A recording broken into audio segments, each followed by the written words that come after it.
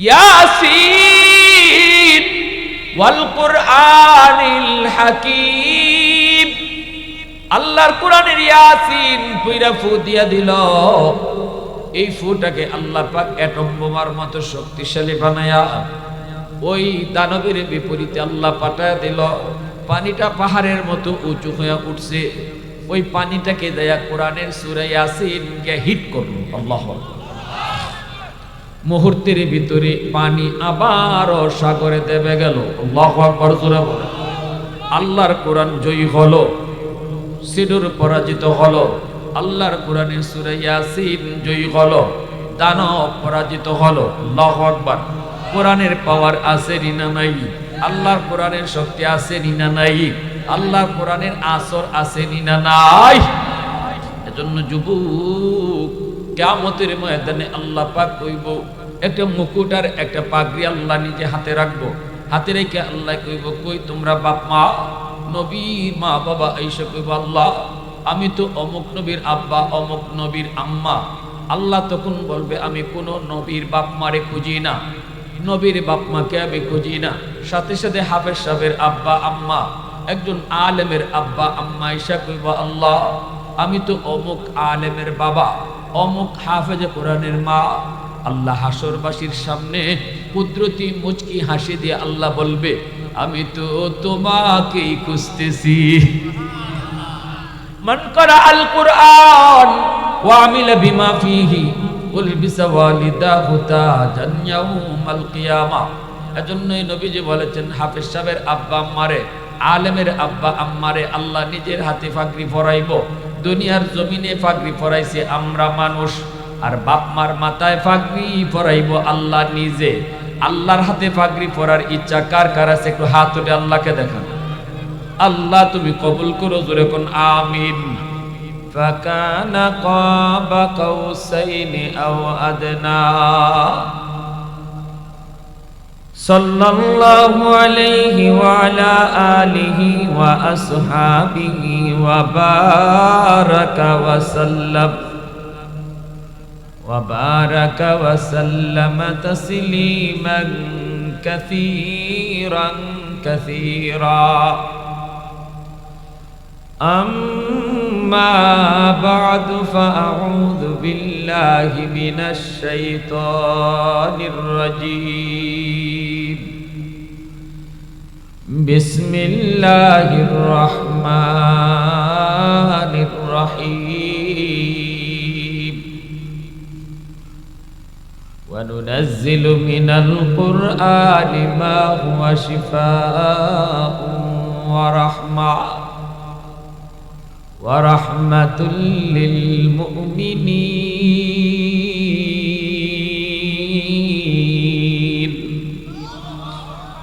وقال رسول الله صلى الله عليه وسلم, إنما بعثت معلما، أو كما قال النبي عليه الصلاة والسلام. أي حبيب كبرياء تم پر سلام، ऐ हमारे दिल रुबा तुम पर सलाम। दिल सदा कहता रहा तुम पर सलाम, ऐ हबीबे किबरिया तुम पर सलाम। मस्जिदे अक़सा में जुमला अंबिया, मस्जिदे अक़सा में जुमला अंबिया मुक़्तदी थे और बिहा तुम मुक़्तदा, मुक़्तदी थे और बिहा तुम मुक़्तदा। ऐ हबीबे किबरिया तुम पर सलाम, दिल सदा कह তার হাতম পর সালাম। মহব্বতের সাথে জবান খুলে অল্প সময় জিকির করি। রাজি আছি সবাই ইনশাআল্লাহ? লা ইলাহা ইল্লাল্লাহ, লা ইলাহা ইল্লাল্লাহ। আওয়াজ দিয়া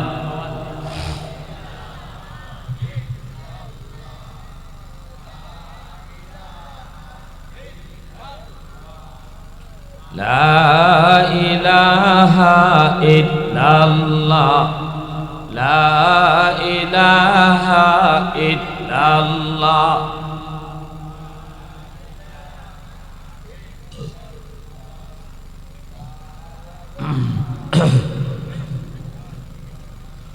লা ইলাহা ইল্লাল্লাহু মুহাম্মাদুর রাসূলুল্লাহ।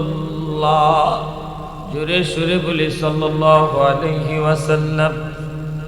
ঐতিহ্যবাহী নুরানি তালিমুল কোরআন হাফিজিয়া মাদ্রাসার উদ্যোগে আয়োজিত আজকে তাফসীরুল কোরআন ও দোয়ার মাহফিলের সম্মানিত সদরি ইজলাস, সভাপতি জনাব মোহাম্মদ সোহেল রানা বিপ্লব, প্রধান অতিথি আলহাজ মোহাম্মদ শহীদুল বারী বকুল, আমন্ত্রিত অতিথিবৃন্দ, মঞ্চে আসীন জাতির বিবেক উলামায়ে কেরাম, অত্র এলাকার মুরব্বিয়ান এজাম, কলিজার টুকরা যুবক, পর্দার আড়ালে পর্দানিশীন সম্মানিতা মা ও বোনেরা,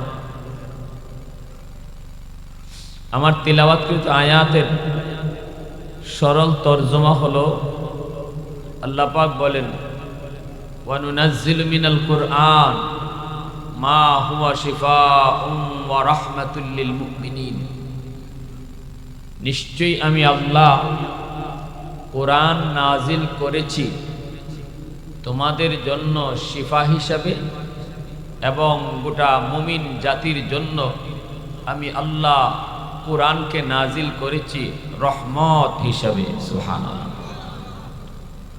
কোরআন হলো রহমত, কোরআনের প্রতিষ্ঠান হলো রহমত, কোরআনের ধারক বাহক হাফেজে কোরআন উলামায়ে কেরামরা হলো রহমত। আল্লাহ বলেন কোরআন জগতের জন্য রহমত।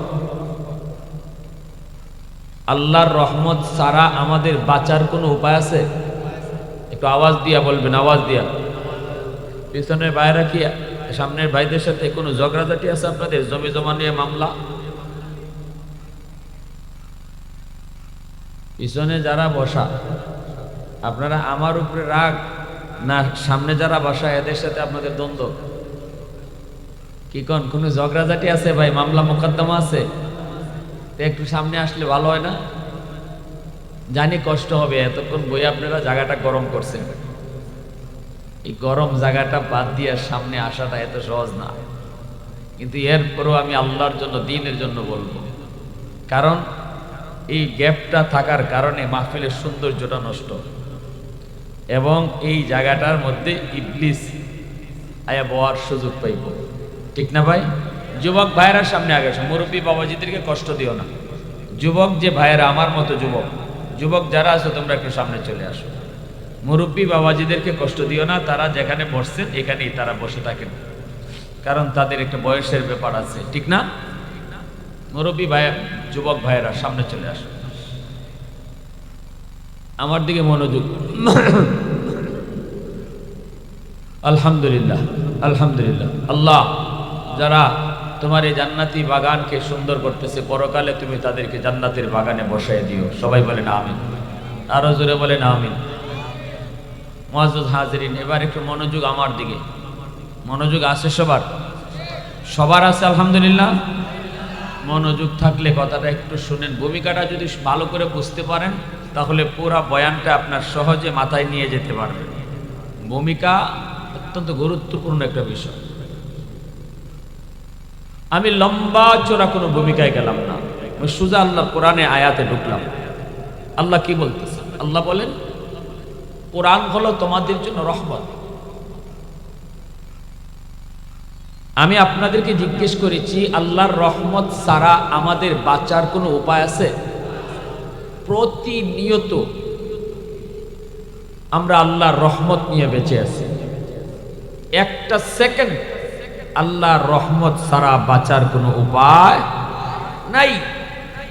সেখানে আল্লাহ বলতেছেন, তোমরা যে আমার পক্ষ থেকে প্রতিনিয়ত রহমত পাইতেছো আর দুনিয়ায় বেঁচে আছো, এই রহমত পাওয়ার উসিলা হলো এখনো জমিনে কোরআন আছে, কোরআনের প্রতিষ্ঠান মাদ্রাসা আছে, এখনো জমিনে কোরআনের ধারক বাহক উলামায়ে কেরাম আছে, হাফেজে কোরআন আছে, কোরআন তেলাওয়াতকারী আছে, কোরআন মতো জিন্দেগি গঠন করেনেওয়ালারা আছে। এজন্য আমি আল্লাহ রহমত দিয়ে তোমাদেরকে বাঁচায় রাখছি। সুবহানাল্লাহ। এজন্য যেই ঘরে কোরআন তেলাওয়াত বেশি বেশি হবে, এই ঘরে আল্লাহর পক্ষ থেকে রহমত বৃষ্টির মতো নাজিল হবে।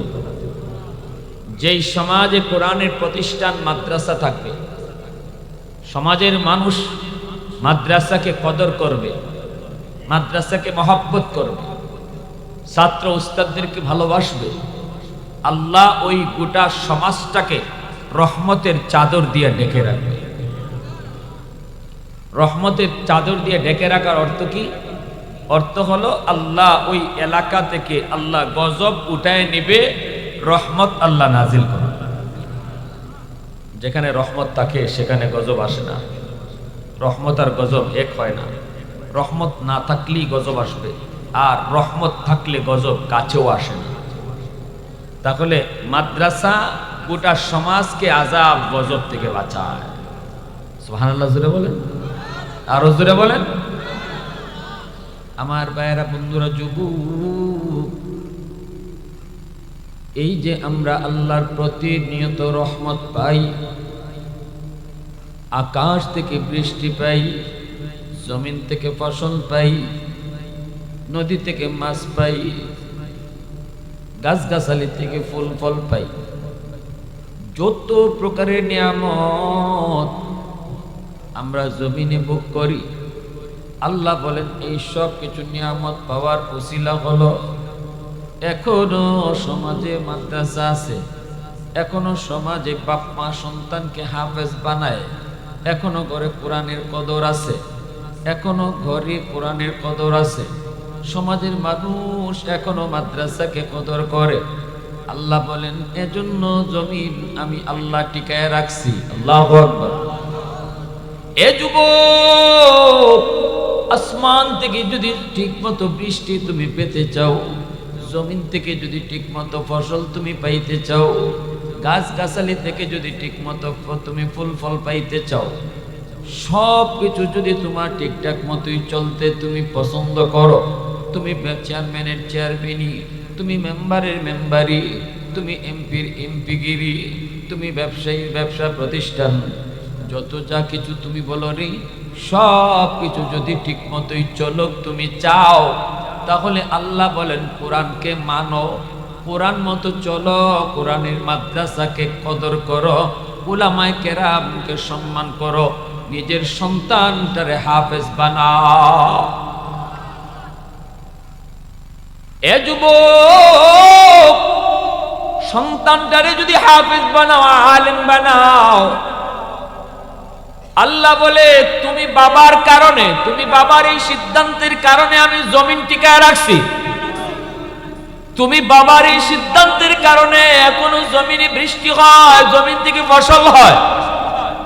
যদি এই সিদ্ধান্ত তুমি বাবা না নিতা, আরো 10টা সন্তানের মতোই তোমার সন্তানকে তুমি স্কুল কলেজে পড়াইতা, যেখানে পড়াইলে পরে তারা কোরআন বুঝতো না, কোরআন মতো চলতো না, কোরআনি জিন্দেগির কদর বুঝতো না।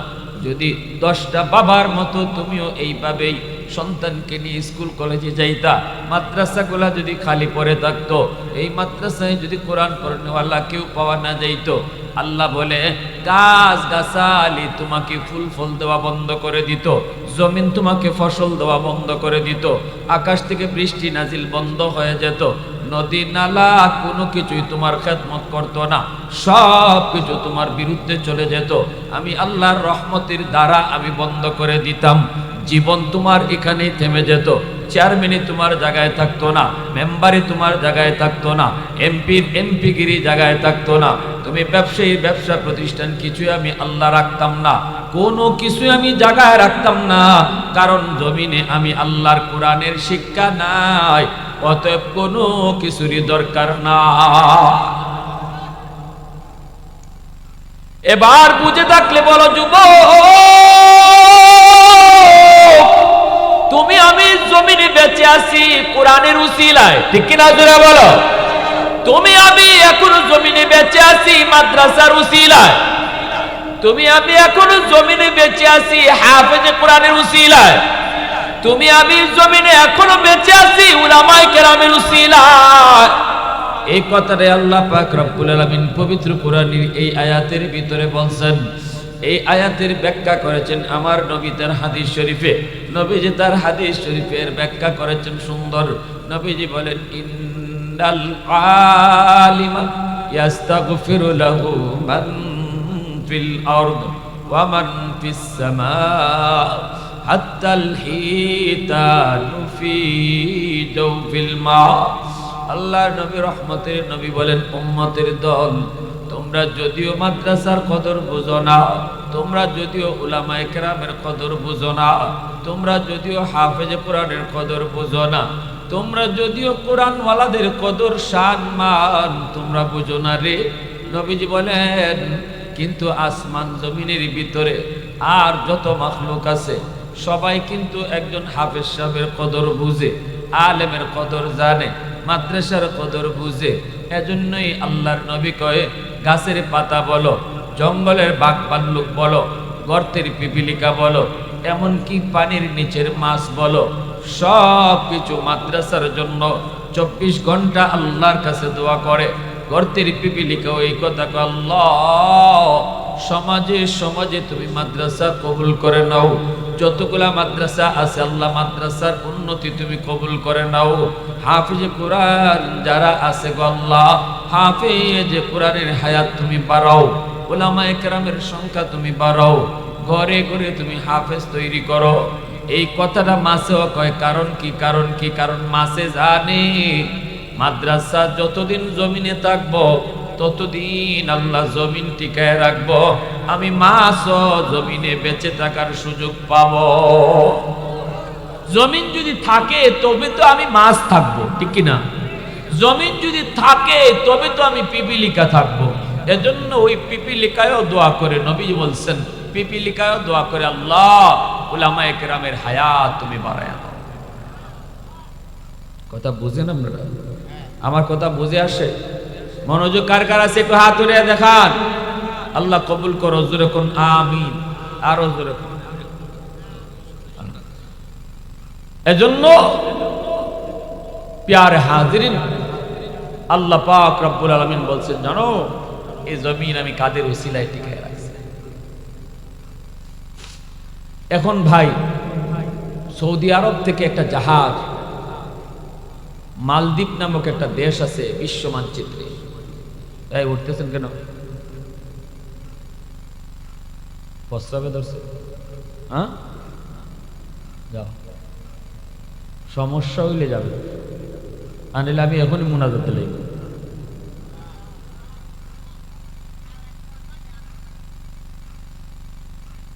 একান্ত জরুরত যারা আছে কইবেন আমার, হুজুর এক আঙ্গুল তুলবেন, আমি বুঝবো আপনার প্রস্রাবের ব্যাগ ধরছে, 2 আঙ্গুল উঠাইলে বুঝবো বাথরুমের ব্যাগ। এটা মাদ্রাসায় শেখায়। আমরা এখানে এমন এক মজলিসে বসছি, জিব্রাইল কয়, নবী গো, আল্লাহ তুমি যে এই মজলিসে যেই বসবে তারই তুমি মাফ করে দেওয়ার ঘোষণা দিছো। এখানে এমন কয়েকজন মানুষ আছে, এরা ওয়াজ শোনার নিয়তে আসে নাই, এরা বাড়ি যাওয়ার পথে ছিল, অথবা বন্ধুর বাড়িতে যাবার নিয়ত ছিল বাজারে যাবে, একটু ওয়াজ শুনে যাই তারপরে বাড়ি যাব। নিয়ত ওয়াজ শোনা নয়, নিয়ত হলো বাড়িতে যাওয়া, নিয়ত হলো বাজারে যাওয়া, নিয়ত হলো আত্মীয়র বাড়িতে যাওয়া। তাকেও কি তুমি মাফ করে দিয়েছো? আল্লাহ বলে, হুমুল জালিসু লা ইয়াশকা জালিসুহুম, এটা এমন এক বরকতি মজলিস, এই মজলিসে যেই বসবে তাকেই আমি মাফ করে দিব। সুবহানাল্লাহ। কি রে ভাই, তাহলে আমাদের বসার দ্বারা লস হয়েছে না লাভ হয়েছে? হ্যাঁ, লাভ হয়েছে। এই লাভ লসটা যারা বুঝবে এরা আখেরি মোনাজাত পর্যন্ত থাকবে, ঠিক কি না? আর যারা মনে করে দুধ এই লাভ লসে তো বুঝি না, মাহফিল শেষে সিন্নি আছে, তাবারুক আছে নাই, ও তাহলে তো সমস্যা। তাবারুক না থাকলে তো একদল ভাববে বাবা এত সময় বইয়া থেকে লাভ হইতো না, এরা খাওয়াবে না, ঠিক না? এরা খাওয়াবে না, এজন্য একদল চলে যাবে। আমরা কি এখানে খাওয়ার নিয়তে আসছি না আল্লাহকে খুশি করার জন্য? আল্লাহকে খুশি করার জন্য কারা কারা আসছেন একটু হাত উঠিয়ে দেখান তো। আল্লাহ তুমি কবুল করো, সবাই বলে না আমিন, আরো জোরে বলে না আমিন। আমার ভাইয়েরা, বন্ধুরা, যুবক, মক্কা শরীফ থেকে একটা জাহাজ মালদ্বীপ বিশ্ব মানচিত্রে একটা দেশ, এই বিশ্ব মানচিত্রে একটা দেশের নাম হলো মালদ্বীপ। এই ইকুটা একটু কমাও, একটু কমাই দাও। বিশ্ব মানচিত্রে একটা দেশের নাম হলো মালদ্বীপ। মালদ্বীপ নাম শুনছেন তো? এই মালদ্বীপ শহর, মালদ্বীপ শহরের পাশেই একটা সৌদি আরবের জাহাজ ডুবে গেল, সবগুলি যাত্রী মারা গেল। বাস্তব একটা ঘটনা শুনাইতেছি, শুনেন। ঘটনাটা আজকে থেকে প্রায় 350 বছর আগের ঘটনা। এই ঘটনাটা লিখছেন কেডা? বিশ্ববিখ্যাত পর্যটক আল্লামা ইবনে বতুতা।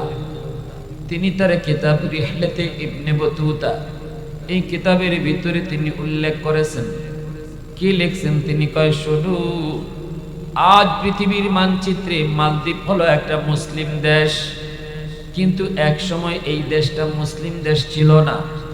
এই দেশটা ছিল হিন্দু দেশ, দেশটা ছিল মূর্তি পূজারীর দেশ। আল্লাহকে কেউ চিনত না, ইসলাম ধর্ম তারা জানত না। একজন হাফেজ কোরআনের উসিলায়, ছোট্ট একটা বাবু হাফেজ কোরআন, ওই হাফেজ কোরআনের উসিলায় আল্লাহ গোটা দেশটারে মুসলমান বানায় দিছে।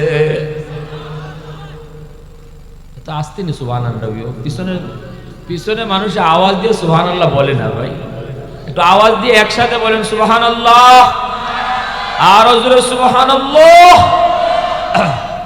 সুবহানাল্লাহ শব্দের অর্থ কি? আল্লাহ তুমি পাক। আমি যত আওয়াজ দিয়ে বলবো আল্লাহ তুমি পাক, আল্লাহ তুমি পাক, আল্লাহ তত খুশি হইয়া আমাকে পাক বানায় দিব। যে যত বেশি আল্লাহকে পাক কইব আল্লাহ তারে তত তাড়াতাড়ি পাক বানায় দিব। তাহলে সুবহানাল্লাহ বলে লস না লাভ? জোরে বলতে রাজি আছি না ইনশাআল্লাহ?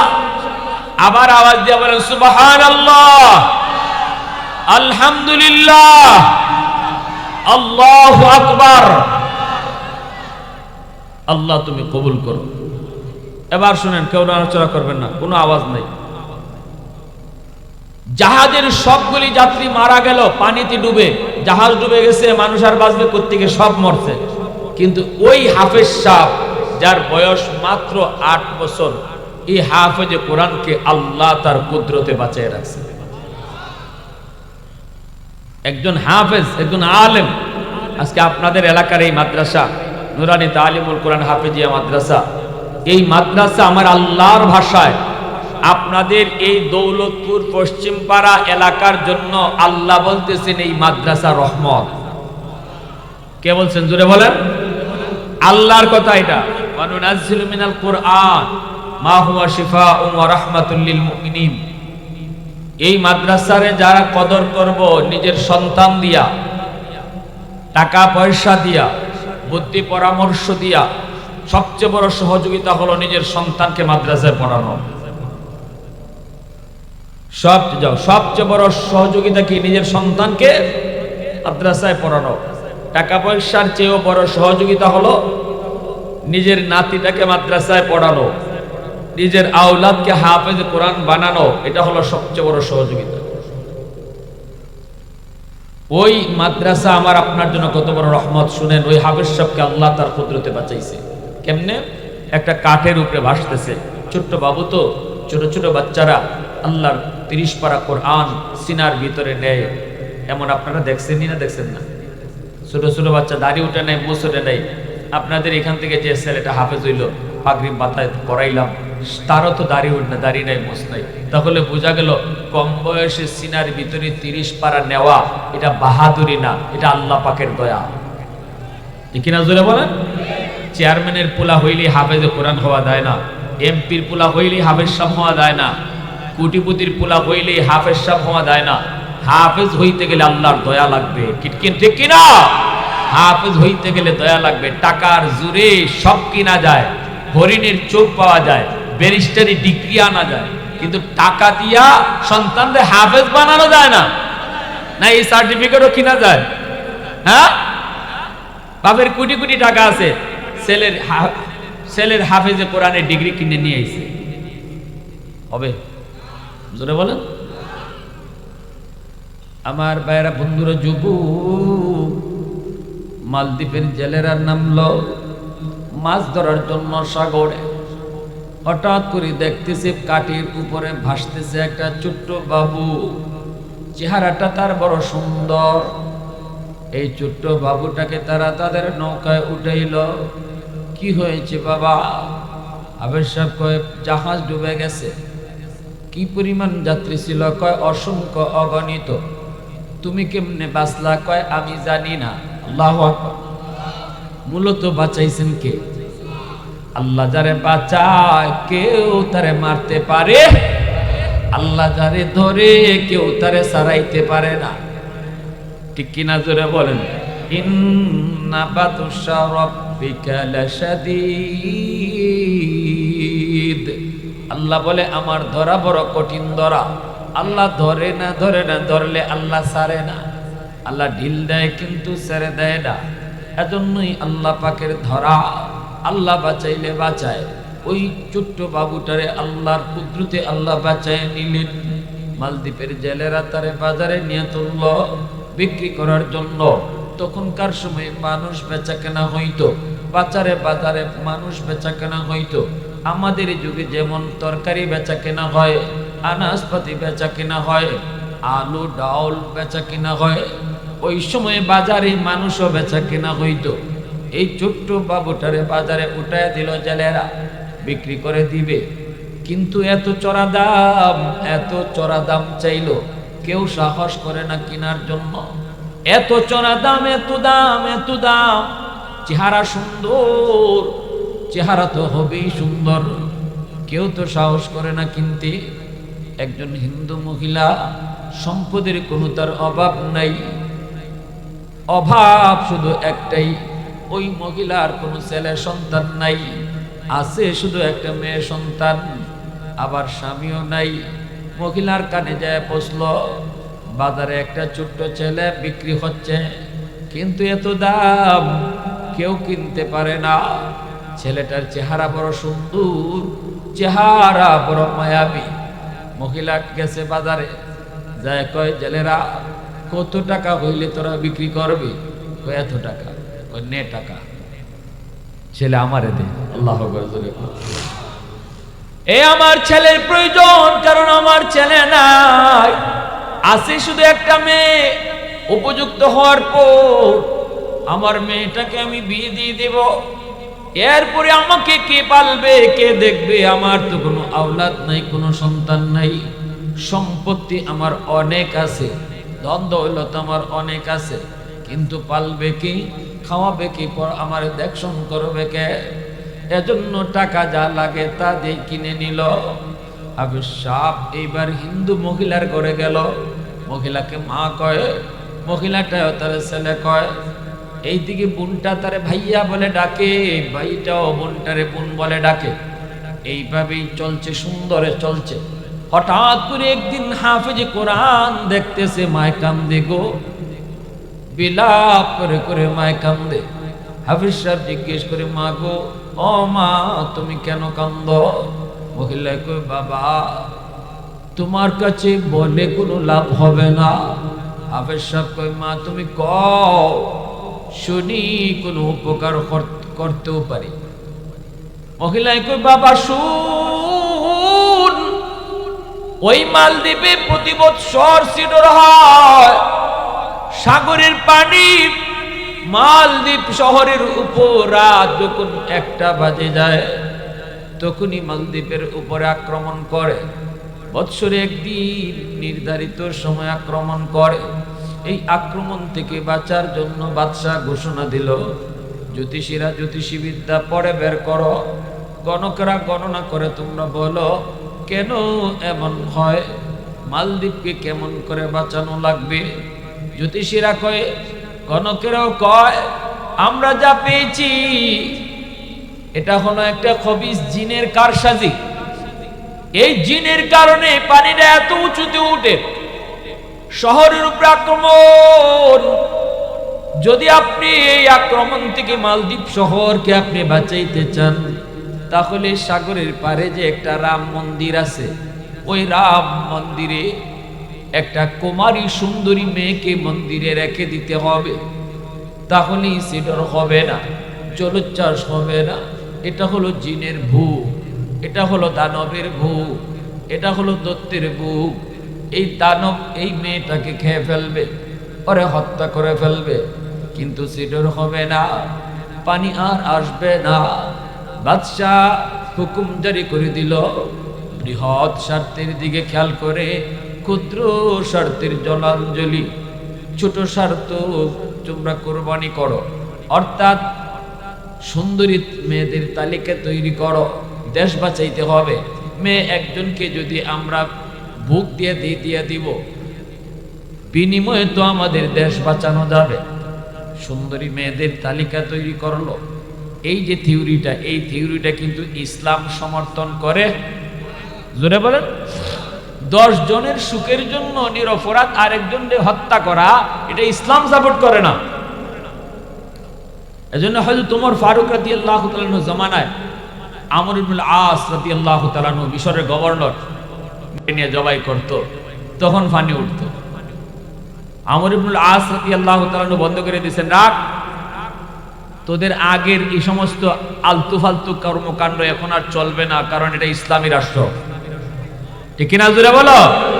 মেয়েটারে সাজায়া সুজায়া নিতেছে, বলি দিবে।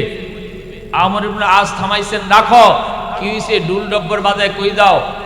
ওই মেয়েরে এখন জবাই করব কেন, ওই নীল দরিয়ার পানি শুকিয়ে গেছে, এই যদি জবাই না করি তাহলে পানি উঠবে না। আমর ইবনুল আস রাদিয়াল্লাহু তাআলা আনহু ইনি বলে, রাখো রাখো, এখন আর আগের যুগ নাই, এখন ইসলামী হুকুমত।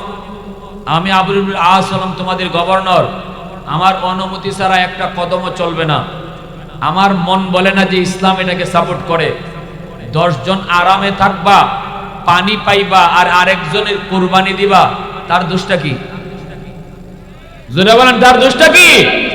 যারে কুরবানি দিতেছো, যারে জবাই করতেছো, তার দোষটা কি? তোমার পানির জন্য আরেকজনকে তুমি জবাই করবা? থামো। ইসলাম কখনো এমন আচরণ সমর্থন করে না, এটা জুলুম, এটা অন্যায়। আমর ইবনুল আস রাদিয়াল্লাহু তাআলা আনহু ওমর রাদিয়াল্লাহু তাআলা আনহুর কাছে চিঠি লিখছেন। তিনি তখন অর্ধ পৃথিবীর বাদশা। হযরত ওমরের কাছে চিঠি লিখছেন, এরা তো আমার কথায় মেয়েকে জবাই করা থেকে বিরত হলো, কারণ আমি গভর্নর, আমার কথা তো মানতেই হবে। কিন্তু তারা এই কথা আমার কাছে দাবি করছে যে আমরা আপনার কথা মানব, কিন্তু পানির ব্যবস্থা করেন। আমরা তো দেখেছি আমাদের বাপদাদারা এইভাবেই পানি তুলতো, নীল দরিয়ার পানি উঠতো কোনো একটা মেয়েকে জবাই করলে। তো এখন পানি তুলেন। আমর ইবনুল আস বলে, এটা পরের ব্যাপার, পরেরটা পরে, পানি উঠবে কি উঠবে না সেটা পরে, তবে এই জুলুম আমি হতে দিব না। ঠিক কিনা জোরে বলেন। হযরত ওমর রাদিয়াল্লাহু তাআলার কাছে চিঠি লিখছেন। হযরত ওমর বলেন, হ্যাঁ সঠিক কাজ করেছো, ধন্যবাদ তোমাকে, সঠিক কাজ করেছো, একটা অন্যায় কাজের প্রতিবাদ করেছো। তারপরে হযরত ওমর নীল দরিয়ার নামে চিঠি লিখলেন। চিঠি কার নামে লিখছেন? জোরে কর। নীল দরিয়ার নামে। নীল দরিয়ার নামে চিঠি লিখছেন আর বলছেন, এই নীল দরিয়া শুন, তুই যদি আমার আল্লাহর হুকুমে চলো, প্রথম লেখছেন, তুই যদি তোর নিজের হুকুমে চলো তাহলে তোর পানির দরকার নাই, আর তুই যদি আমার আল্লাহর হুকুমে চলো তাহলে আমি ওমর বলতেছি, চিঠিটা পড়া মাত্রই তুই পানি দিবি। এই চিঠি আমর ইবনুল আসের কাছে পাঠাইছেন। হযরত আমর ইবনুল আস রাদিয়াল্লাহু তাআলা চিঠিটা নিয়ে নীল দরিয়ার পানি মাটিতে, যেখানে একদম নিচে পানি উঠার কথা, ওখানে চিঠিটা রাখতে তিনি পারে উঠতে পারেন নাই। চিঠিটা নদীতে রাখছেন দরিয়ায়, আর তিনি আইসা পারে উঠতে পারেন নাই, পানি উঠা শুরু হয়ে গেছে। সেই পানি আজও আছে নীল দরিয়া, জিন্দেগিতে আর কোনোদিন শুকাবে না। তাম দুনিয়ার সব দরিয়া শুকাতে পারে, কিন্তু ওমরের আদেশ পেয়ে যে দরিয়ায় পানি উঠেছিল, এই দরিয়া আর কখনো শুকায় নাই, কিয়ামতের আগে শুকাবেও না। সুবহানাল্লাহ, জোরে বলেন। এজন্য ইসলাম এটাকে সাপোর্ট করে না, কিন্তু ওই তো এরা তো মূর্তি পূজা, বাচ্চাদের দিয়ে দিল সুন্দরী মেয়েদের তালিকা তৈরি করো, তারপরে ওই মন্দিরে রেখে দাও। সুন্দরী মেয়েদের তালিকা তৈরি করে ওরা রাতের বেলা মেয়েটাকে মন্দিরে রেখে দেয়। এই বছর লটারিতে আমার মেয়েটার নাম উঠছে, এ বাবা বল বল, আমার একমাত্র মেয়ে, কলিজার টুকরা মেয়ে, যেই মেয়েটা তোমাকে ভাইয়া কইয়া ডাকে, আমার এই মেয়েটাকে আজকে সন্ধ্যা হলে পরে ওরা জোরপূর্বক ধরে নিয়ে যাবে, মন্দিরের ভিতরে রেখে দিবে। যেই মেয়েটাকে আমি মা এত আদর করে বড় করলাম গো, এত মায়া করে বড় করলাম, আজকে আমি মার চোখের সামনে সন্তানকে জবাই করবে, দানবের ভোগ দিবে, আমি মা সেটা কেমন করে সহ্য করব? এজন্য আমি মা কাঁদতেছি। হাফেজ সাহেব কই, মা টেনশন তুমি করো না, কেঁদো না, কেঁদো না, সমাধান আমি দেব গো মা, আমার বোনেরও কোনো ক্ষতি হবে না, আবার দানবেও কিছু করতে পারবে না, বোনেরও ক্ষতি হবে না, সব সমাধান আমি দেব। মহিলা কয়, বাবা কেমনে দিবি? কয়, মা আমার বোনটাকে তুমি তার নানার বাড়িতে পাঠায় দাও, নানির হাতের পিঠা খাইতে পাঠায় দাও, বোনের জামা কাপড় পরায়া আমাকে তুমি পালঙে বসায় রাখো, আমার দাড়ি উঠে নেই, মুছ উঠে নেই, যদি মেয়ে লোকের পোশাক পরায়া রেখে দেওয়া হয় তাহলে কেউ বুঝবে না আমি যে ছেলে, মনে করবে আমি মেয়ে, আমাকে মেয়ে মনে করে ওরা মন্দিরে নিয়ে রেখে দিক, এরপরে আমি বুঝব দানবের পাওয়ার বেশি নাকি আমার সিনার পাওয়ার বেশি। মহিলা কই, বাবা না না, আমি তোমাকে হাতছাড়া করব না, বড় আশা করে তোমাকে এনেছি, তোমাকে আমি হাতছাড়া করব না বাবা। আমার মেয়েটা যদি এক সময় উপযুক্ত হয় তাহলে তো তারে বিয়ে দিয়ে দেব, সে তো স্বামীর করে চলে যাবে, মেয়ে তো এমনি একদিন চলে যাবে, কিন্তু তোমাকে যদি আমি হারাই, আমি বৃদ্ধা হলে আমাকে কে লালন পালন করবে, আমাকে কে খাওয়াবে না রে বাবা, আমি তোমাকে হাতছাড়া করব না। কিন্তু হাফেজ সাহেব কই, মা তুমি টেনশন করো না, ওই দানব আমার কোনো ক্ষতি করতে পারবে না, কারণ এই দানবের চেয়ে ওই জিনের পাওয়ারের চেয়ে হাজার হাজার গুণ পাওয়ার আল্লাহ আমার সিনার ভিতরে রেখে দিয়েছেন, যেই পাওয়ারটা হলো আল্লাহর 30 পারা কুরআন। আওয়াজ দিয়া কও সুবহানাল্লাহ। এই 30 পারা কুরআন আল্লাহ আমার সিনার ভিতরে রেখে দিয়েছে গো মা, তুমি টেনশন করো না। এর যুবক, মার মন তো মা কেমনে সেটা বুঝবে? মার মন মা তো বুঝে না, কারণ এই মা যদিও তার গর্ভধারিণী মা না, কিন্তু যুবক এবার তুমি একটু চিন্তা করে দেখো, যেই মাটা গর্ভধারিণী মা না, তবুও তার প্রতি এত দরদ। তোমার মা, যেই মা তোমাকে গর্ভে নিয়েছে রে, 10 মাস 10 দিন তোমাকে গর্ভে নিয়েছে, এই মা তোমার জন্য শিশুকালে কি করছে হয়তো তোমার মনে নেই। অসুস্থ হয়েছো, বিছানায় পড়ে তুমি কাঁদো, হয়তো ডাক্তার বলছে তুমি বাঁচবে না, তখন মা চোখের পানি ফেলায় ফেলায় আল্লাহর কাছে কাঁদতো আর কইতো, মালিক আমার সন্তানের হায়াত তুমি বাড়ায় দাও, আমি মার হায়াত তুমি নিয়ে যাও, আমি মা আমার হায়াতটা সন্তানকে দিয়ে দিলাম, বিনিময়ে আমার সন্তানের হায়াত তুমি বাড়াও। কত বাবা আল্লাহর কাছে চোখের পানি ফেলায় কইতো, মালিক আমি বাবা আমার হায়াত দিয়ে দিলাম, তবু আমার সন্তানের হায়াত তুমি বাড়ায় দাও। এর যুবক, আজকে ওই মার কলিজায় তুমি কেমন করে ব্যথা দাও, ওই বাবার কলিজায় তুমি কেমন করে ব্যথা দাও, কেমন করে মার সাথে খারাপ আচরণ করো। রহমতের নবী মদিনার কবরের পাশ দিয়ে যান, নবী দেখতেছেন একটা কবরের ভিতরে যুবক জাহান্নামের আগুনে জ্বলতেছে, সাপের কামড় খাইতেছে কবরের ভিতরে। নবীজি সাহাবায়ে কেরামদেরকে বলেন, সাহাবীরা রে, এই কবরের ভিতরে যুবক জাহান্নামের আগুনে জ্বলে আর মা মা কয়ে চিৎকার করে কান্দে। আমি নবী একটু হাত উঠে সুপারিশ করব, তোমরা আমার সাথে আমিন আমিন বলবা।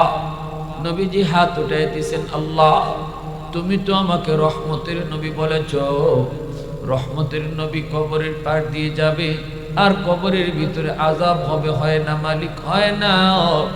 আল্লাহ তুমি তার আযাবটা বন্ধ করো। আমি নবী সুপারিশ করলাম, কিন্তু আযাব বন্ধ হয় না। আবার নবী হাত উঠাইলেন, সাহাবায়ে কেরাম আমিন বললেন, এইবারও আযাব বন্ধ হয় না। আবার নবী হাত উঠাইলেন, তিনবার নবী হাত উঠাইলেন, সাহাবায়ে কেরাম আমিন বললেন, যুবকের আযাব বন্ধ হয় না। এইবার নবী জানতে চায়, মালিক, ও মালিক, আমার হাতের দাম কি তোমার দরবারে কমে গেল? আল্লাহ আমি কি কোনো ভুল করে ফেলেছি? আল্লাহ কয়, না বন্ধু, তোমার হাতের দাম কমে নাই। এই যুবক গন্ডগোল বাজায় রাখছে অন্য জায়গায়। এই যুবকের মা এখনো দুনিয়ায় জীবিত। মার কলিজায় বড় ব্যথা, দুনিয়ায় থাকতে মারে কষ্ট দিছে, মার গায়ে হাত উঠাইছে। মরণের সময়টা তো মা তারে ক্ষমা করে নাই। এজন্য আমি আল্লাহ সিদ্ধান্ত নিয়েছি, মা যতক্ষণ পর্যন্ত তারে মাফ না করবে, আমি আল্লাহ তার আযাব বন্ধ করব না। নবীজি কয়, সাহাবীরা তাড়াতাড়ি মার কাছে সালাম পৌঁছাও। ওই মহিলার কাছে নবীর সালাম পৌঁছানো মাত্র এই মহিলা দৌড়াইয়া নবীর কাছে চলে আসলো। মহিলায় কই, নবী ডাক দিয়ে কই, মা গো, কবরটা চিনোনি? মহিলায় কই, নবী গো চিনি, এই কবরটা হলো আমার সন্তানের কবর। নবী তখন বলেন, মা, এই ছেলেটা বুঝি তোমার সাথে খারাপ আচরণ করেছে, তোমার গায়ে হাত পর্যন্ত উঠায় দিছে, কলিজার ভিতরে নাকি তোমার অনেক ব্যথা। আমি তো এই ছেলেটার জন্য সুপারিশ করেছি, কবরের মধ্যে আযাব ভোগ করতেছে গো মা, আগুনে পুড়তেছে, সাপের কামড় খাইতেছে, আর মা মা কয়া চিৎকার করে কাঁদতেছে। আমি রহমতের নবী তার পাশ দিয়ে কেমন করে চলে যাব? তার জন্য একটু সুপারিশ না করলে আমি একবার নয়, দুইবার নয়, তিনবার হাত উঠাইলাম, কিন্তু আল্লাহ আমার হাত ফিরাই দিছে। যতক্ষণ পর্যন্ত তুমি তাকে মাফ না করবা, আল্লাহ তার আযাব বন্ধ করবে না।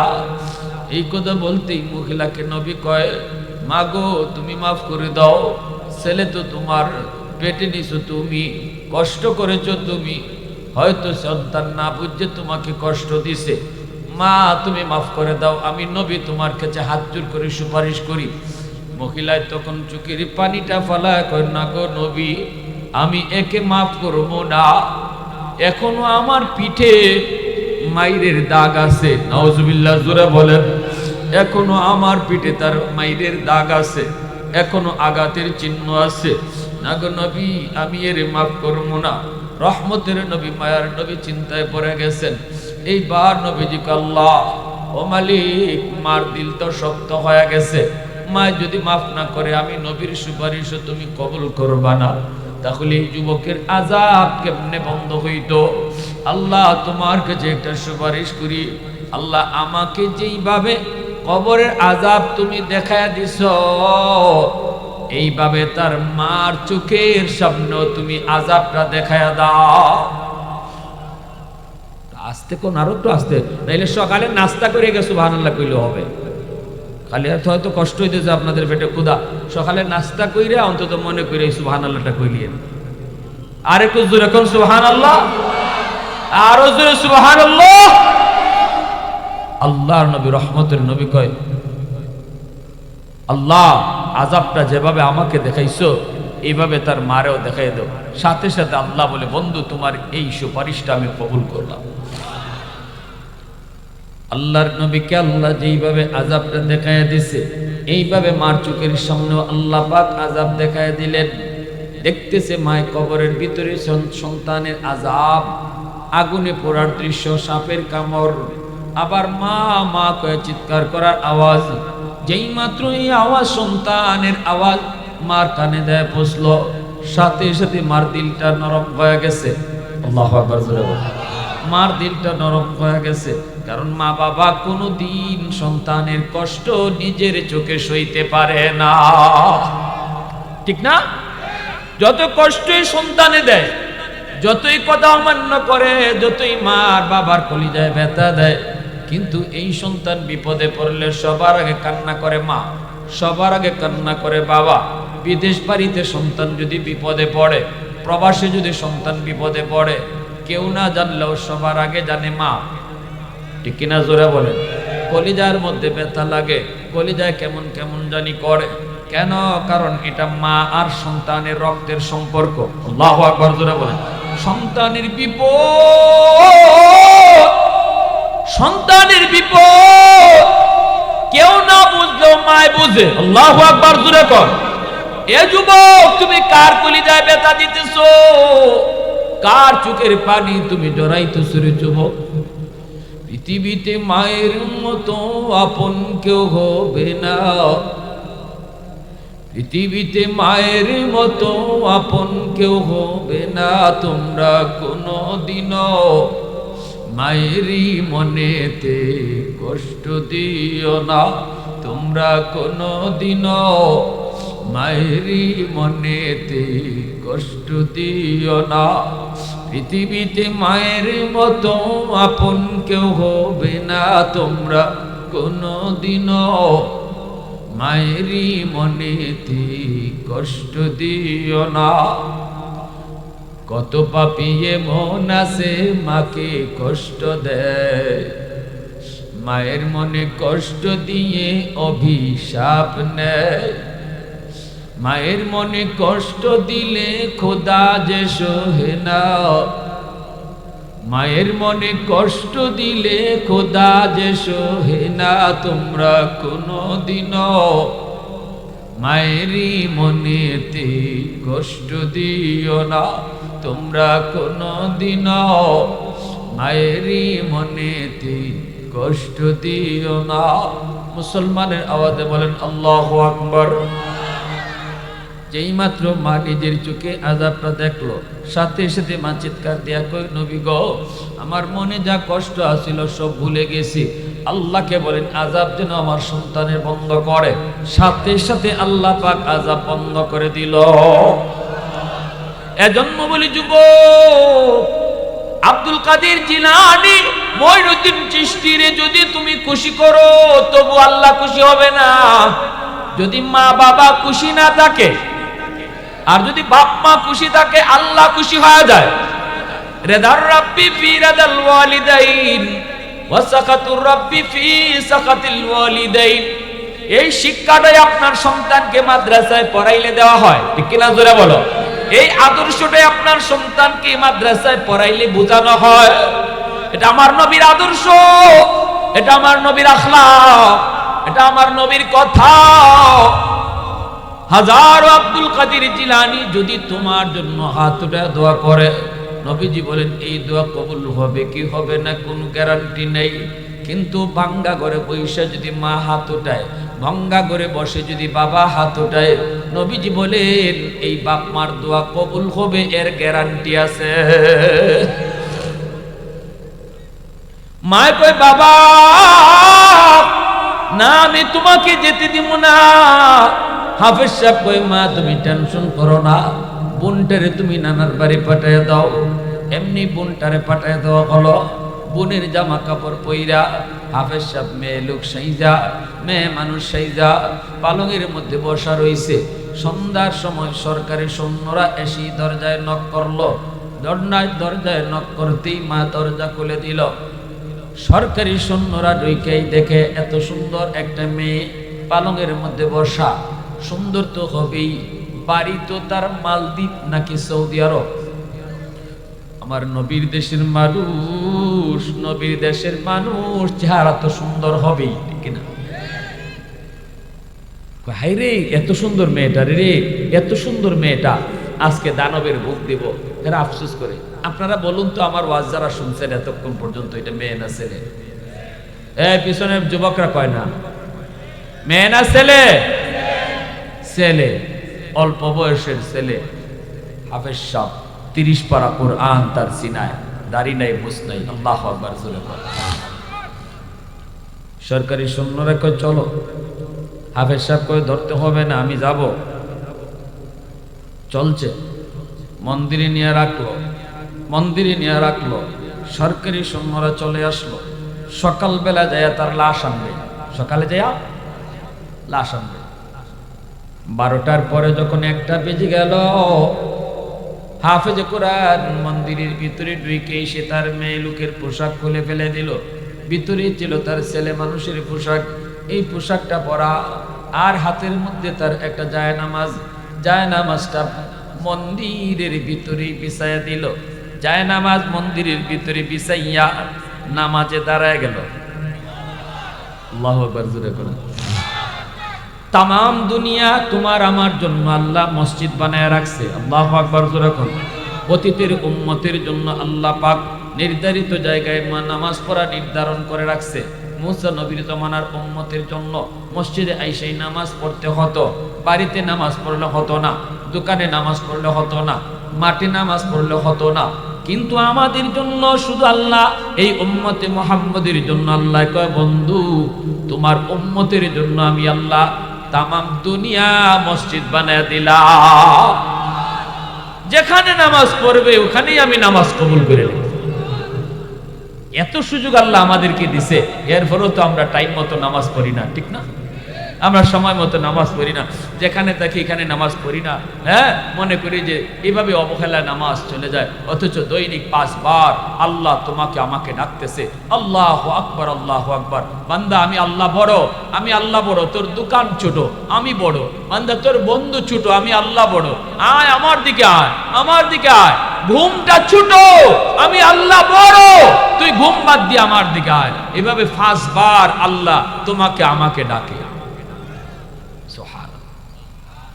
এরপরও যখন ঘুমায় থাকি তখন আল্লাহকে আমরা জবাব দিই, আল্লাহ তুমি যা কইতেছো এটা ঠিক না, তুমি বড় না, আমার ঘুমটা বড়, ঠিক না?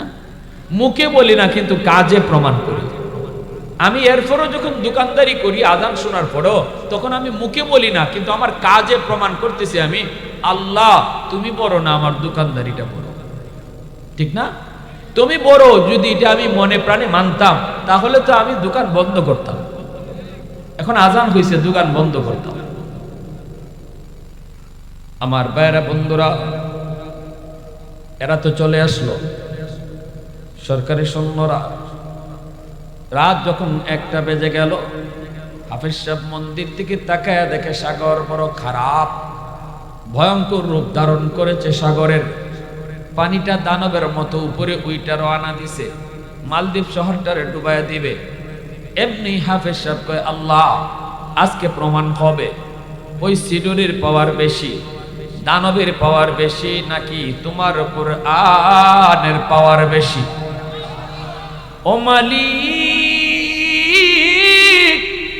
আজ প্রমাণ হবে আল্লাহ কুরআনের পাওয়ার বেশি নাকি দানবের পাওয়ার বেশি। আল্লাহর কুরআনের সূরা ইয়াসিন কইরা হাফেজ সাহেব ফু দিল, ইয়াসিন ওয়াল কুরআনিল হাকীম। আল্লাহর কুরআনের ইয়াসিন কইরা ফু দিয়া দিল। এই ফুটাকে আল্লাহ পাক অ্যাটম বোমার মতো শক্তিশালী বানায়া ওই দানবের বিপরীতে আল্লাহ পাঠায় দিল। পানিটা পাহাড়ের মতো উঁচু হয়ে উঠছে। ওই পানিটাকে দেয়া কোরআনের সূরা ইয়াসিনকে হিট করলো। আল্লাহু আকবার। মুহূর্তের ভিতরে পানি আবারও সাগরে দেবে গেল। আল্লাহু আকবার জোরে বলেন।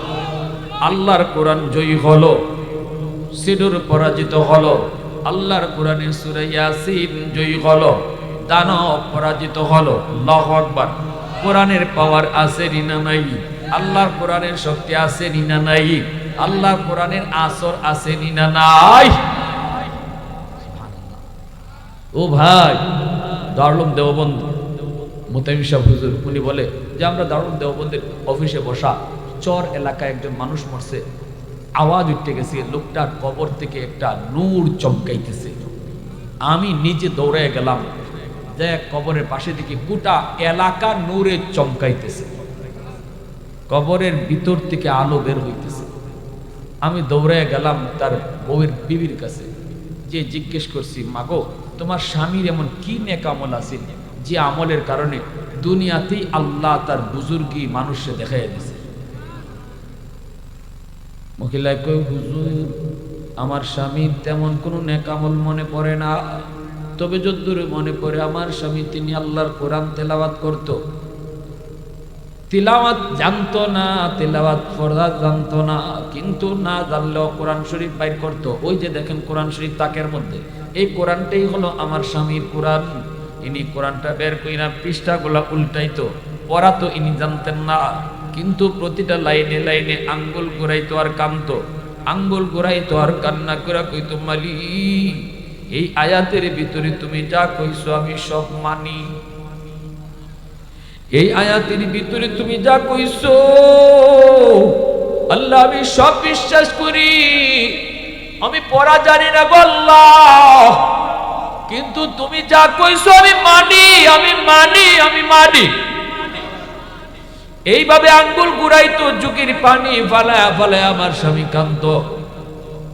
দারুল দেওবন্দের দীর্ঘদিনের মুহতামিম কারি তৈয়ব সাহেব রাহিমাহুল্লাহ কয়, আমি কোরআন শরীফ খানা তাক থেকে বের করলাম, বের করে কোরআনের পৃষ্ঠাগুলো উল্টাইলাম, উল্টে দেখি প্রতি পৃষ্ঠায় পৃষ্ঠায় তার চোখের পানির দাগ এখনো আছে,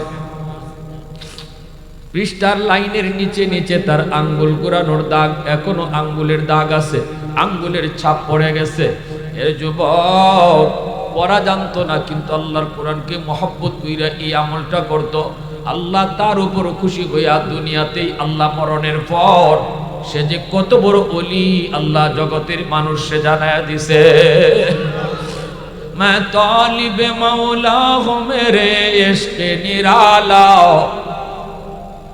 मैं तालिब मौला हूँ मेरे इश्क निराला, है जुमला जहां जिनके तजल्ली से उजाला, है जुमला जहां जिनके तजल्ली से उजाला, माँ दर्द जहां गैर खुदा यार नदारन, যদি আদে খুদাহি চেদিগুর কার নদারেন। অসুবিধা হইতেছে আপনাদের?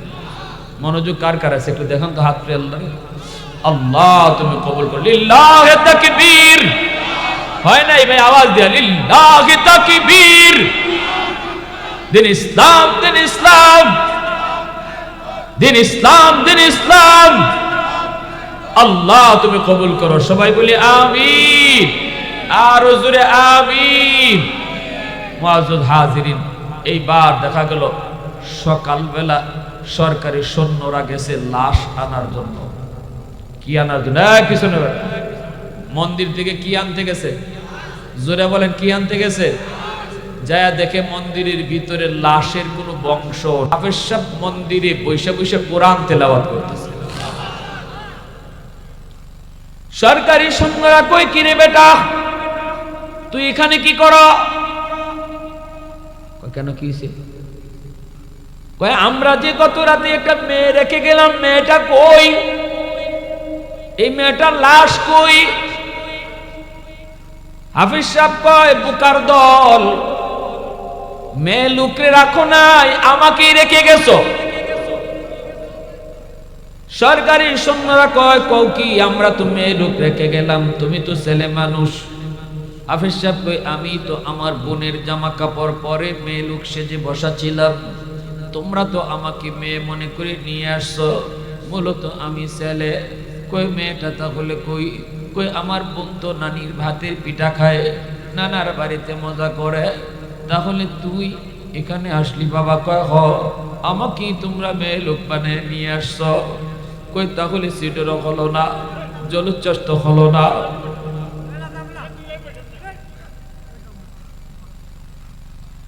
কয় ব্যাপার কি, তুই মরলি না, জলোচ্ছ্বাসও হলো না, তুইও মরলি না, ঘটনাটা কি?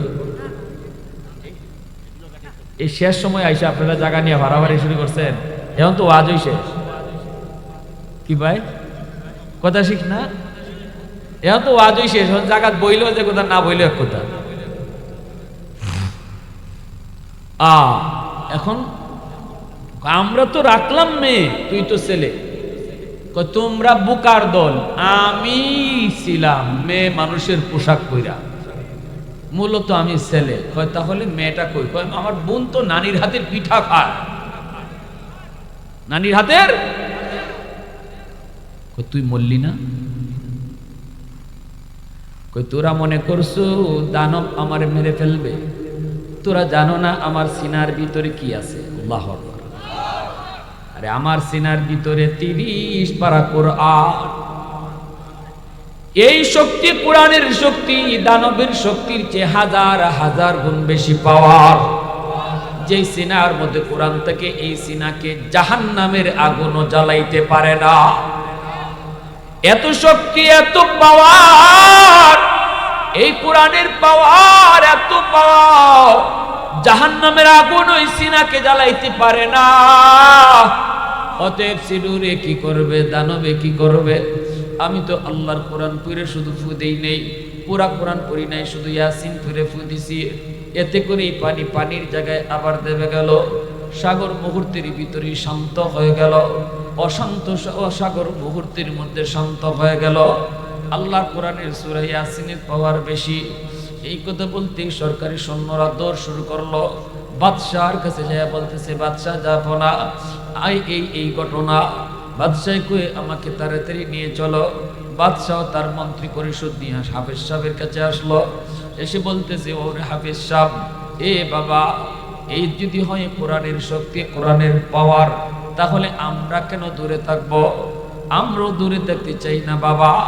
এতদিন অন্ধকার ধর্মে ছিলাম, কোরআন কি জিনিস বুঝতাম না, মানতাম না, জানতাম না। তোমার কারণে আমরা বুঝলাম আল্লাহর কোরআনের পাওয়ার কত। বাবা আর দেরি করবি না, আমরা মন্ত্রী পরিষদ জনগণ সহ একসাথে তোর হাতে হাত রেখে কালেমা পড়ে মুসলমান হয়ে গেলাম। আরো জোরে আল্লাহু আকবার। একজন হাফেজে কোরআনের উসিলায় আল্লাহ মালদ্বীপ দেশটারে, আল্লাহ গোটা দেশে মুসলমান বানায় দিছে। আজও মালদ্বীপ পৃথিবীর মানচিত্রে একটা মুসলিম দেশ, একজন হাফেজে কোরআনের উসিলায়। এজন্য যুবক, কিয়ামতের ময়দানে আল্লাহ পাক কইব, একটা মুকুট আর একটা পাগড়ি আল্লাহ নিজে হাতে রাখবো। হাতে রেখে আল্লাহ কইব, কই তোমরা বাপ মা, নবীর মা বাবা? আইসা কইব, আল্লাহ আমি তো অমুক নবীর আব্বা, অমুক নবীর আম্মা। আল্লাহ তখন বলবে, আমি কোন নবীর বাপ মারে খুঁজি না, নবীর বাপ মাকে আমি খুঁজি না। সাথে সাথে হাফেজ সাহেবের আব্বা আম্মা, একজন আলেমের আব্বা আম্মা আইসা কইব, আল্লাহ আমি তো অমুক আলেমের বাবা, অমুক হাফেজে কোরআনের মা। আল্লাহ হাসরবাসীর সামনে কুদরতি মুচকি হাসি দিয়ে আল্লাহ বলবে, আমি তো তোমাকেই খুঁজতেছি। মান করা আল কুরআন ওয়া আমিলা বিমা ফিহি উলবিসা ওয়ালিদাহু তাজান ইয়াউমাল কিয়ামা। এজন্যই নবীজি বলেছেন, হাফেজ সাহেবের আব্বা আম্মারে, আলেমের আব্বা আম্মারে আল্লাহ নিজের হাতে পাগড়ি পরাইব। দুনিয়ার জমিনে পাগড়ি পরাইছে আমরা মানুষ, আর বাপ মার মাথায় পাগড়ি পরাইব আল্লাহ নিজে। আল্লাহর হাতে পাগড়ি পরার ইচ্ছা কার কার আছে? একটু হাত উঠে আল্লাহকে দেখান। আল্লাহ তুমি কবুল করো, জোরে কোন আমিন, আরো জোরে কোন আমিন। তাহলে আল্লাহর হাতে যদি পাগড়ি পরতে হয়, সন্তান স্কুলে পড়াইলে না মাদ্রাসায় পড়াইলে? জোরে বলেন। আমি বলি না আপনারে যে আপনি সন্তানকে স্কুল থেকে নিয়ে আসেন বা কলেজ ইউনিভার্সিটিতে পড়ায়েন না, আমি কথা বলবো না। আমি বলবো স্কুল কলেজে পড়ান, ভার্সিটিতে পড়ান, ডাক্তার বানান, ইঞ্জিনিয়ার বানান, প্রফেসর বানান।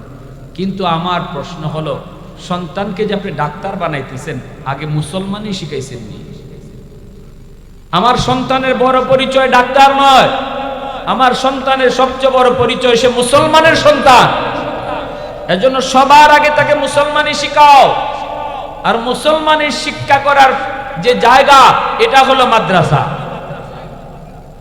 আল্লাহর পরিচয়, আখিরাতের ফিকির, কবর জগৎ, আমার নবীর আদর্শ, এগুলা মাদ্রাসায় পড়ায়। আখিরাতের পরিচয় মাদ্রাসায় শিখায়। 5টা বছর স্কুলে প্রাইমারিতে পড়াইয়া সন্তানের জীবন সময়টা নষ্ট করার দরকার নাই। আজকে মাদ্রাসার নুরানি বিভাগগুলাতে আলহামদুলিল্লাহ, নুরানি বিভাগে স্কুলের সমমানের অঙ্ক ইংরেজি রাখা হয়েছে। 1, 2, 3, 4, 5 পর্যন্ত স্কুলের অঙ্ক ইংরেজি মাদ্রাসার নুরানি বিভাগে রাখা হয়, যেন আপনার সন্তান 5 বছর মাদ্রাসায় পইরা দিলের ভিতরে আল্লাহর পরিচয় ঢুকাইয়া, আখিরাতের ফিকির লইয়া, আবার অঙ্ক ইংরেজিও ঠিক রাইখা সে হাই স্কুলে ভর্তি হতে পারে। কলেজে গেলেও সে বেনামাজি হবে না, হাই স্কুলে গেলেও সে আল্লাহকে ভুলবে না, কারণ 5 বছর তার কলিজার ভিতরে আল্লাহর নাম পাথরে খোদাই করে লিখে দেওয়া হয়েছে। এটা জেনতেন লেখা না, এটা পাথরে খোদাই করে লেখা।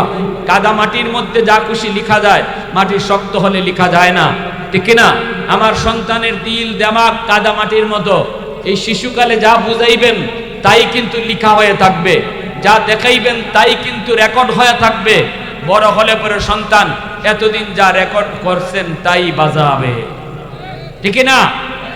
এজন্য শিশুকালটা সন্তানের 5টা বছর, যে 1 থেকে 5 পর্যন্ত, এটা আপনারা স্কুলে পড়াইয়া, আমার অনুরোধ আপনাদের দিকে খেয়াল করে উলামায়ে কেরাম আজকে মাদ্রাসার নুরানি বিভাগে স্কুলের অঙ্ক ইংরেজি রাখছেন, যেন মুসলমানের বাচ্চার লেখাপড়া মাদ্রাসা দিয়া শুরু হয়। মাদ্রাসা দিয়া শুরু হয়। 5 বছর পড়ানোর পরে আপনি স্কুলে দিয়া ডাক্তার ইঞ্জিনিয়ার বানান, মানুষের মতো মানুষ হবে। ডাক্তার হলে আদর্শ ডাক্তার হবে, আল্লাহর ভয় কলিজায় থাকবে, ডাকাত হবে না, কসাই হবে না, তার দিলে আল্লাহর ভয় থাকবে। কারণ 5 বছর মাদ্রাসায় পড়ে আল্লাহর ভয় ভীতিটা কলিজায় নিয়ে গেছে। আগডুম বাগডুম গোরাডুম সাজে, ডাক ডোল বাজে। কি হইছে এই বাজানে শিখাইয়া? এই ডাক ডোল বাজাইয়া বাচ্চারে শিখাইয়া লাভটা কি? ব্যাঙ্গের ফাল আর সাইকেল দৌড়ানি শিখাইয়া লাভটা কি? নামাজ শিখাইলেন না ব্যাঙ্গের ফাল শিখাইলেন, ঠিক না? জোরে কর। হ্যাঁ, এই আগডুম বাগডুম শেখানোর দরকার নেই। 5 বছর আমরা মাদ্রাসায় পড়াবো, এরপরে যার সন্তানরে ভালো লাগে আপনি মাদ্রাসায় পড়াইয়া আলেম বানাইবেন, হাফেজ বানাইবেন, নূরুন আলা নূর, কিয়ামতের মাঠে আল্লাহ আপনারে পুরস্কৃত করবে নিজের হাতে। আর যদি মনে করেন না দরকার নাই, আমি দুনিয়াতে আমার যতদূর শিখানোর মুসলমানই শিখাইয়া আমি সন্তানরে ডাক্তার বানাবো, ইঞ্জিনিয়ার বানাবো, আমরা আপনাকেও সাধুবাদ জানাই, ধন্যবাদ জানাই, অসুবিধা নাই। সন্তানকে ডাক্তার বানান, আমরা আপত্তি করব না, কিন্তু মুসলমানই শিখাইয়ে যে দিতেছেন অসংখ্য ধন্যবাদ। আপনি আল্লাহর কাছে নাজাত পেয়ে যাবেন, মুক্তি পেয়ে যাবেন। সন্তান আপনার ব্যাপারে মামলা দিতে পারবে না, আল্লাহর দরবারে বাপ মারে দায়ী করতে পারবে না। আর যদি এতটুকু না করেন, সন্তান আল্লাহর দরবারে মা বাবার বিরুদ্ধে মামলা দিয়ে বসবে। রব্বানা আতিহিম দিফাইন মিনাল আযাব ওয়াল আনহুম লানান কাবীরা। আল্লাহ, আমার মা বাবা আমার দিন শিখায় নাই, আখিরাত বুঝায় নাই, তোমার পরিচয় শিখায় নাই। আল্লাহ, আমার বাপ মা দায়ী, এদেরকে জাহান্নামে আগে দাও। সন্তানের মামলায় বহু মা বহু বাবা আল্লাহর আদালতে আসামি হয়ে দাঁড়াবে। আল্লাহ আমাদেরকে সহি বুঝদান করুন।